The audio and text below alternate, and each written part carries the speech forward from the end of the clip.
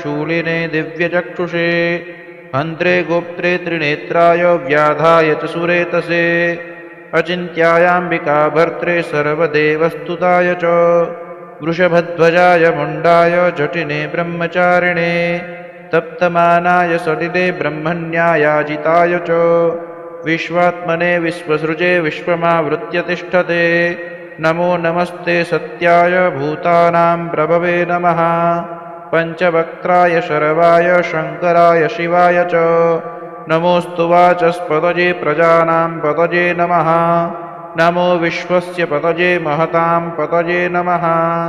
नमः सहस्रशीर्षाय सहस्रभुजमन्यवे सहस्रनेत्रे पादाय नमः साङ्ख्याय कर्मणे नमो हिरण्यवर्णाय हिरण्यकवचाय च भुक्तानुकम्पिने नित्यं सिद्ध्यतां नो वरः प्रभो